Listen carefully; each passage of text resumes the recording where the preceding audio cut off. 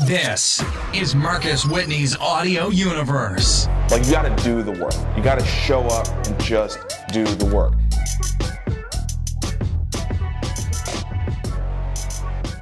Happy Friday, good people. What's up? Marcus Whitney live.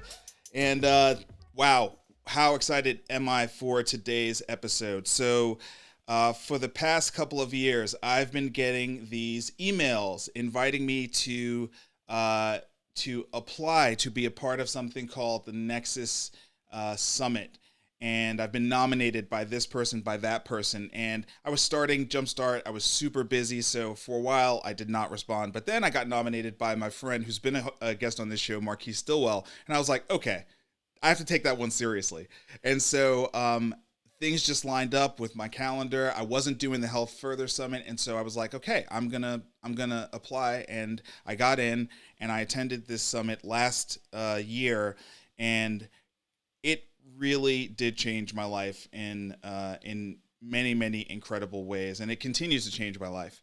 It is an unbelievable community of people from around the world, which are committed to trying to use their time, treasure, and talent to make the world a better place. And so I'm so grateful to be able to have and thank on the show today the co-founder and CEO of NEXUS and the NEXUS Global Summit, Rachel Gerrol. Rachel, what's up, my friend?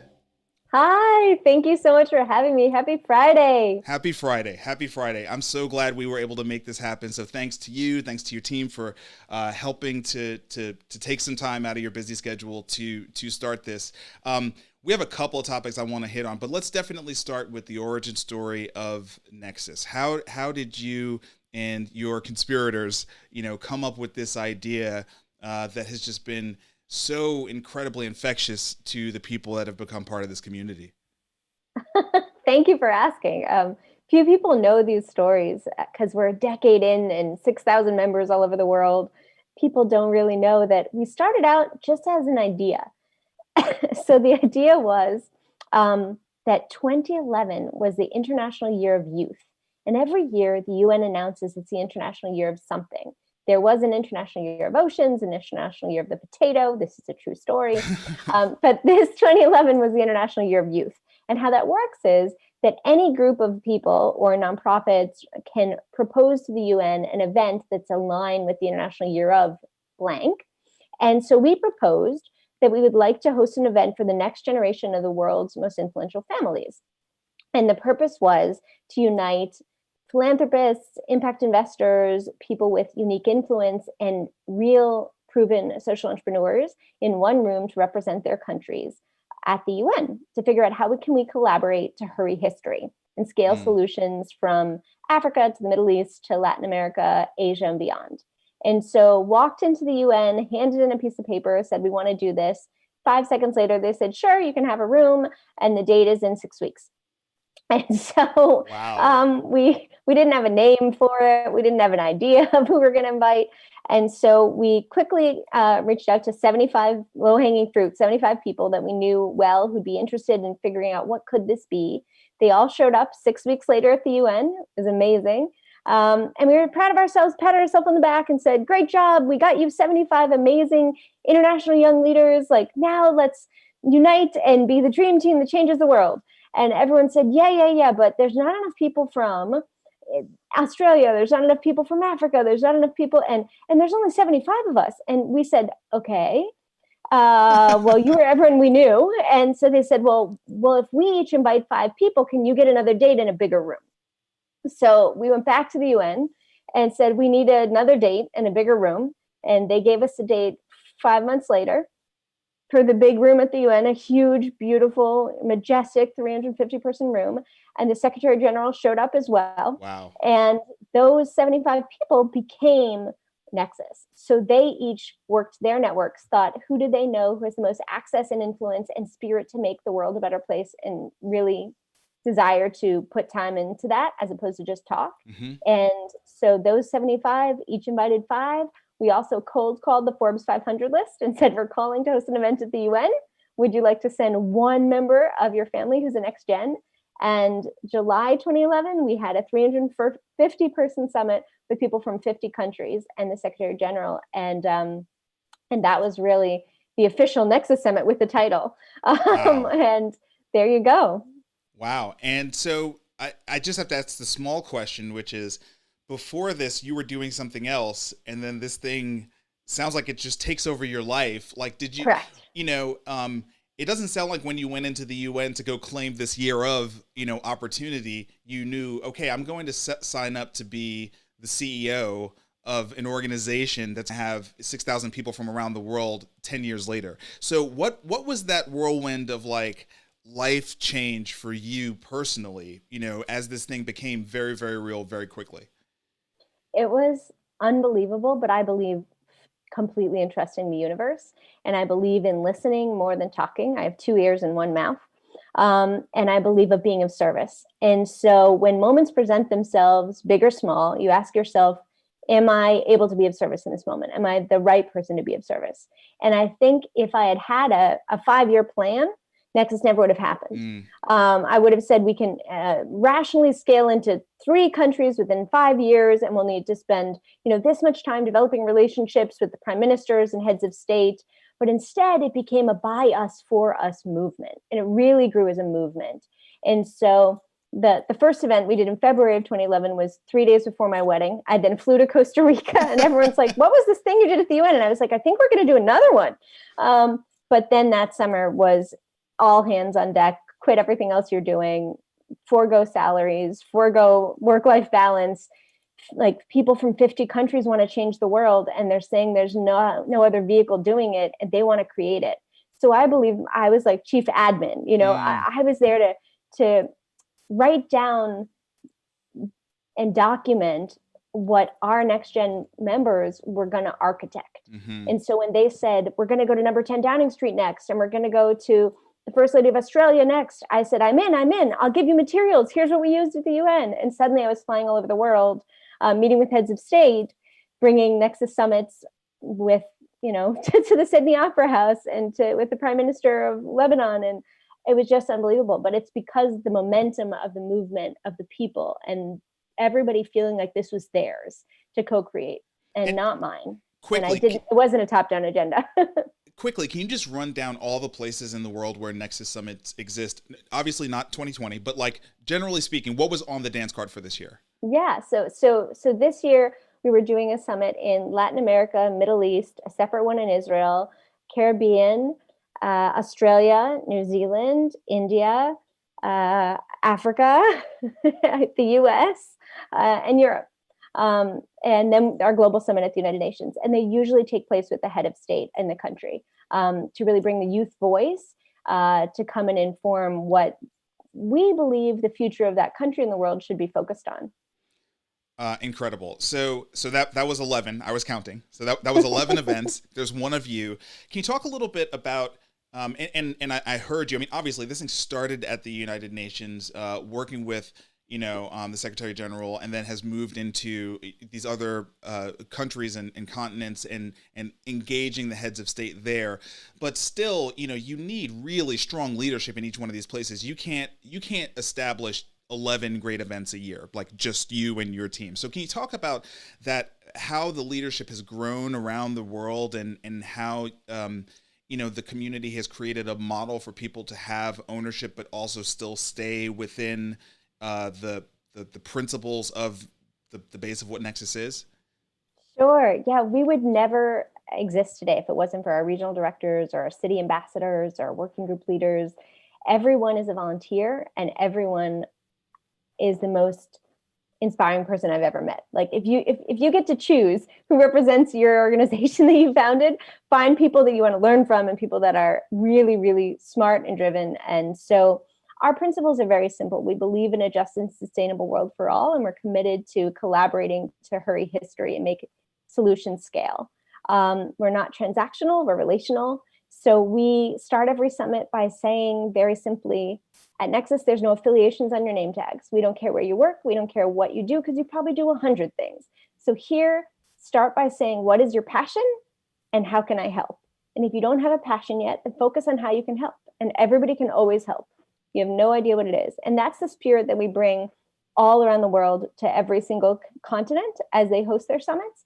And there's regional directors and steering committees in each continent that find like-minded people who really want to bring that same spirit of helpfulness and collaboration to fruition in their region.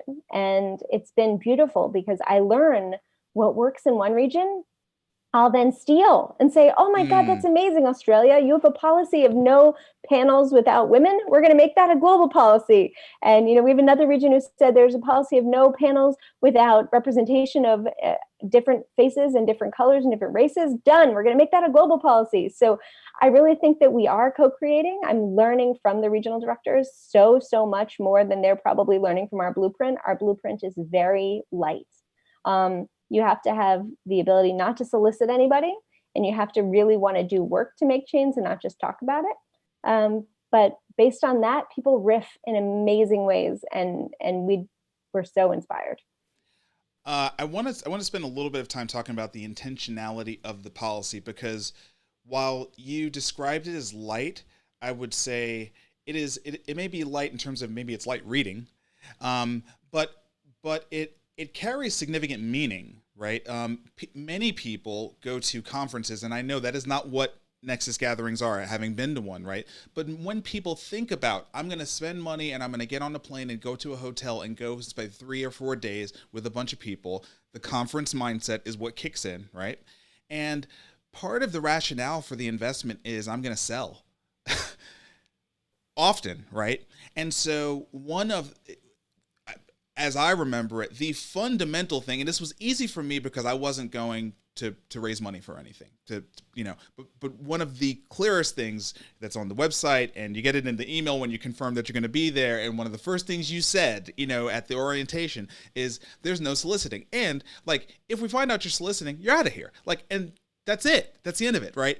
Can you talk about the intentionality around that and the other policies that you've adopted and adapted as you've grown the leadership around the world, that intentionality that went into, and I'm going to talk about the experience I had, but that went into this really, really remarkable experience that you all create at your gatherings? Sure. I mean, you're right. I described it as light, our non-solicitation policy, but that doesn't mean we don't have to remind people every day because we live in a transactional world and people think it's a me first mentality, everybody. And there's a scarcity mindset. And if you don't ask when you have the amazing wealth holder, famous last name in front of you, then whenever are you going to get a shot? But in order to create a safe space community where people really feel at home and like it's their family and like the summer camp reunion and that they share a bond with people, we needed to remove the prospect that you could get hit up for something, anything. From that dynamic and make it a dynamic that's completely relational. Who are you? What's your story?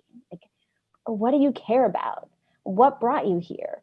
And so in order to do that, we do say, and you do have to sign multiple times, that it's a community of non-solicitation. And that's really to protect the integrity of the community. So the community is made up of 2/3 ultra high net worth people and 1/3 amazing, exceptional social entrepreneurs. Now you would imagine that social entrepreneurs would run up to the wealth holders and say, here's my deck, I'm raising around, da, da, da. But they don't. And the reason is because we do want people to collaborate. That's why we're bringing them together. It's very clearly a collaborative ecosystem. However, the onus is on the people of means to ask questions. What is your passion and how can I help? To entrepreneurs, and they will then find an entrepreneur they're excited about, and they'll ask more questions. Well, have you looked about moving your programs abroad? Have you talked about working with girls and not just young men? Have you thought about a tech opportunity for that platform? And suddenly collaborations happen, real conversations happen, and the person of wealth ends up saying, I'd love to learn more. Could you send me materials or your financials, or I'm happy to review a deck for you. And eventually collaboration does happen, funding does happen, people join people's boards, people get married, people do a lot of things together. But it's without pressure, and it's always on the terms of the person who has the wealth. And that's really what's so important and why people come back and feel comfortable, because they could have a Her Royal Highness or a Rockefeller or whatever's on their name tag, but they don't have to scratch it out or only hang out in the VIP room, because everybody's there to have a story, and everybody's story is equally valuable. I just have to say that the no title or company on the name tag thing is huge. It's massive, right? Because I think people are just not used to that. They're used to, oh, you work for that company, you work for this company. They're not used to having to lead with their name and their story. And it worked. The reality is it worked. And I think the people who have been to the events will pretty universally say the network is great, but man, leaving with the inspiration that you pick up to like go back out into your world. And yeah, you have this network, you can follow on with people, which is really great, but the inspiration that you get from the people you meet, the stories you hear, and the challenges that people are trying to overcome, and also just the challenges that we as a world face. I mean, I got educated big time on the climate crisis at the global event, and it was actually really transformative for me. Based on that event, I went plant-based. I mean, I've been plant-based for a year because of the Nexus Global Summit. So yeah, we have vegan summits. It's good food. Yeah. I mean, I didn't even really think to tell you that, but yeah, I changed the way I eat because of that event. Amazing. So it is really, really transformative.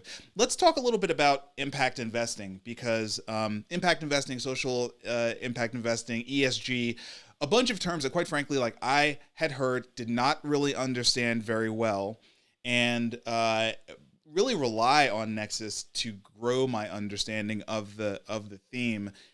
And the reason why I want to talk about it is because you all have been championing it this entire time, and it's now really getting momentum because it's been happening long enough that the results are starting to pour in, and people are realizing it's not just the right thing to do, it actually does generate real results. I was talking to a wealth manager from Merrill Lynch about 3 weeks ago, and she was saying that she's screaming at all of her clients that they have to do it. And what she cited was that when you look at the Fortune 100, and particularly you look at like the top companies on the stock market, 25 years ago, when you look at what sort of made up their market cap and what made up the core asset, it was tangible things. It was energy or land or holes, poles that they had all around the country, satellites in the sky. And that today, when you look at the most valuable companies, the value is intangible. And that means, like, if you don't have the social piece and the sustainability piece, that value can be wiped out in a second. It's an intangible value. That's where we sort of moved. And I thought that was a really great way to frame up exactly why ESG is so important and why impact investing has become not just in vogue, but like where you need to put your money. Can you talk about, like, when did you learn about impact investing, and what has the journey been like at the helm of Nexus over the course of these last 10 years, watching impact investing really grow? Sure. And I love those analogies and the quotes. So we learned about impact investing in May of 2012 from Sir Ronald Cohen at number 10 Downing Street at our Nexus Europe Summit. We actually had an event with him yesterday, and he's got a new book out. So plug to Sir Ronald Cohen. Awesome. But he was the father of social finance and of the social impact bond, which was the easiest way to conservatively get involved in impact because it's a bond. So the idea was to reduce recidivism in the criminal justice system, and you buy a bond, and if that bond invests in programs that help keep people from going back to prison once they've been released, and if they work, and the programs succeed, you get a higher dividend because basically the municipality isn't paying for that person to be incarcerated, which is more expensive than the programs. Okay. So it was a no-brainer. That was the first time we learned of it. Back in 2012 and 2013, 2014, people would say impact investors were brave, but they actually meant they were stupid. They thought they're really doing philanthropy and they're hoping to get something, but they're putting money out there that's not from their foundation. I'm going to call them brave, but they really meant, really, really risky. Now people would say impact investors are just smart. It's just plain smart business. Mm-hmm. And that's been an amazing arc from it being brave to it being smart. It's almost the default position now, that you have to be aligning your money with your values because corporates have to be aligned with some social value, or like you said, when you have the choice to pick two jackets from two separate companies, and one of the companies invests in protecting our forests and the other doesn't at the same price, or even if it's more money, people will buy the one that has a social difference. What's really interesting to me is that about 70% of the young people who applied for our summits in 2011 self-identified as philanthropist or inheritor.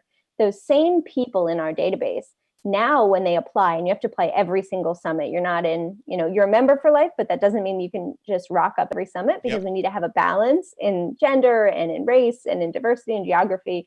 So when people reapply, 70% of those same people now self-identify as impact investor. And you can only self-identify as one thing. So their identity has moved from an inheritor or philanthropist to an impact investor. And I don't know if that's aspirational or if it's actual, but I know that it means people see impact investor as a term that feels empowered and active and engaged, and philanthropist is something that may seem more passive and more patient. And we want to be restless. There are problems like climate and racial inequities. Like, there are so many problems we need to be restless about, and we need to move towards action. And impact investing can get us there faster than patient philanthropic capital. And people are saying, yes, and let's do both. But the next generation is really saying more and more, let's use the full 100% of our assets towards doing good. My favorite impact investing quote is from Abigail Noble, former CEO of The Impact. And she said, impact investing is like high school sex. Everyone's talking about it. Very few people are doing it. And those who are doing it probably aren't doing it very well. So I think that's about 5 years old. And I think now people who are doing it very well. But she really captured where we were 5 years ago versus where we are now. Now, I'm not advocating for more people in high school to be having better sex, but it's a whole different podcast. Yeah, I love that. That was great. So I think you just brought up something that, I don't know, it could be controversial, or it could just be, a pretty straightforward thing to talk about. But I think that impact investing, largely prior to 2020, was really, really focused on the environment. The Sustainable Development Goals, the UN, that was sort of like the anchor for people to look at and say, okay, these are the things we're all, as a world, we need to sort of resolve. I recently looked at those, and while it could have been embedded in them, racism is not like ending racism is not one of the sustainability goals. And there's 17. Yes, and there are 17. And I think that was such an interesting thing to read, all 17, and to see ending racism not be one of them. And I think that this year, the definition of social impact investing has certainly expanded to include equity, racial equity, and other things that have been symptoms. We talk about recidivism, and we talk about lots of things. We realize that environmental issues have aspects of racism embedded in them, right? What have you seen over the course of this year around this topic? I was fortunate enough to be able to have one of the more than 200 sessions, and I want to talk about that you held this year in lieu of actually gathering in person. But what have you seen as Nexus has continued this conversation this year in terms of the intersection of racism and impact investing? I think there's huge opportunities. I think there always were. And looking backwards, it's disappointing that ESG didn't stand for equity, sustainability, and gender, which it could have all along. Right? Then we could have been using capital towards those things for the last 10 years, if not longer.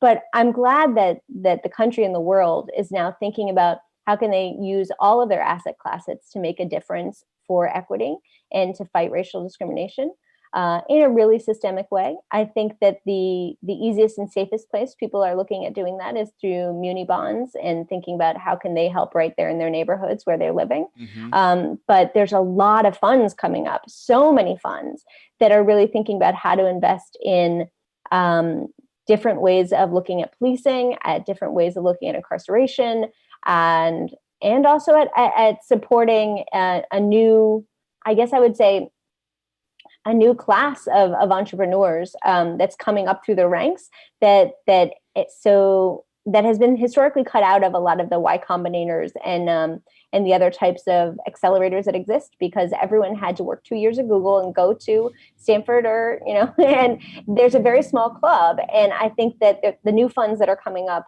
that are supporting Black and brown entrepreneurs and founders are just breaking, like, they're not just breaking the walls on those clubs. They're trying to, make sure that there are no clubs anymore, that there just isn't one pipeline anymore, that it's not like there's two pipelines, there's just no pipelines, right? Like that everybody stands on their own merits. And I think that that's the world we want to get to. So I've been really inspired by members and by young people and by financial institutions that are finally deciding that this is ready to take center stage. At the same point, disappointed by how many people have needed to die, how many years of injustice have needed to happen for this to feel worthy of being taken on by some larger financial institutions. So everybody, wants to pat people on the back with their new announcements and their press releases, and I'm very happy that they're getting good press for doing good things.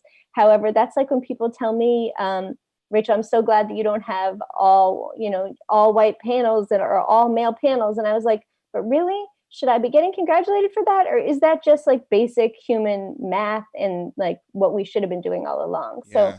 So I'm impressed, I'm inspired, I'm glad. But at the same time, I think that let's hurry up and do more because we're certainly late to the party. Okay, final note, and probably a little bit lighter, but maybe not.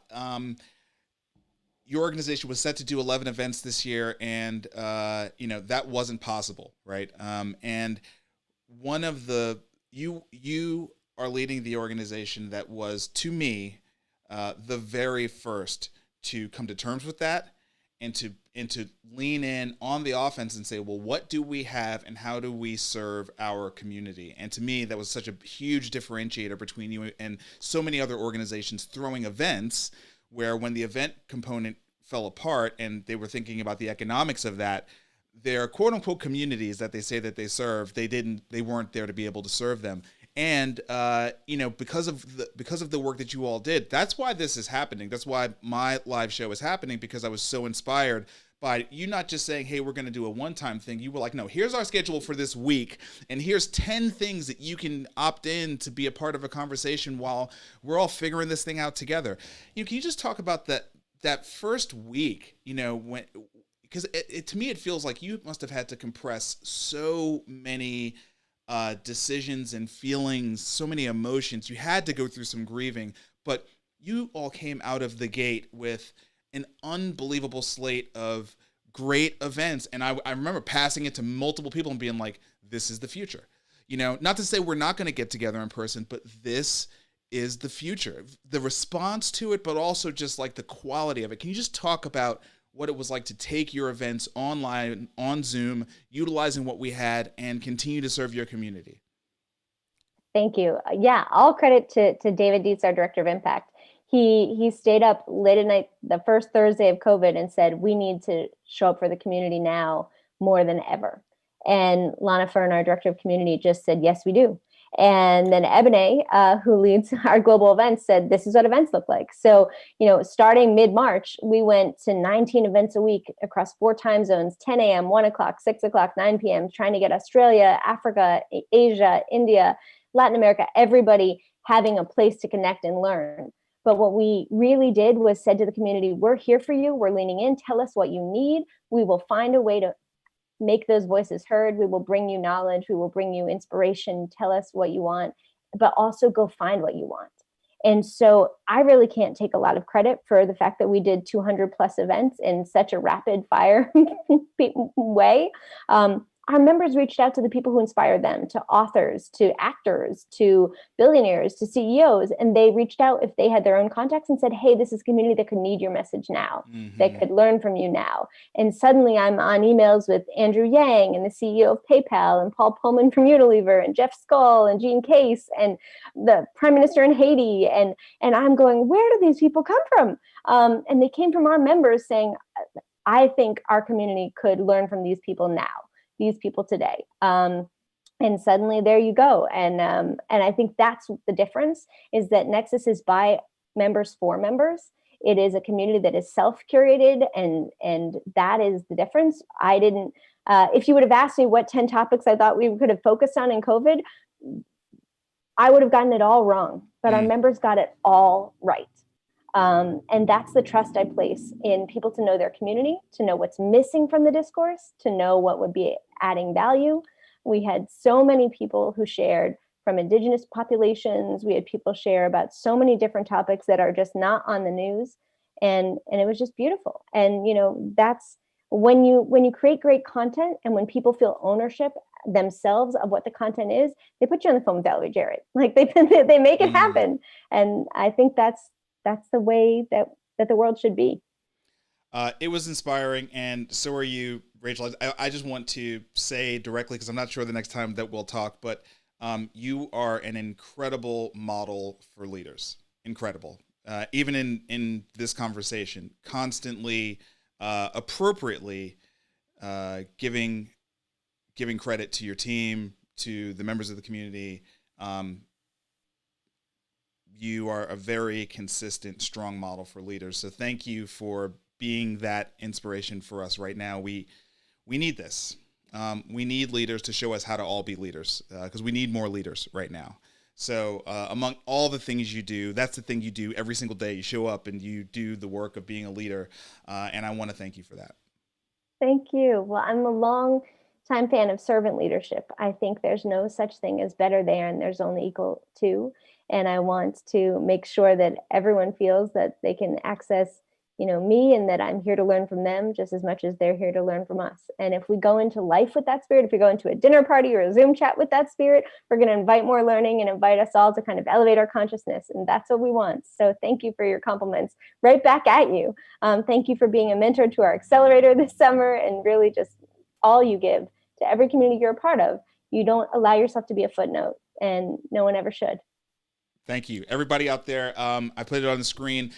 Follow Rachel, but really when you follow Rachel, you got to go follow Nexus. So nexusglobal.org is the organization. You can see them on Twitter at the Nexus Summit, on Instagram at the Nexus Summit.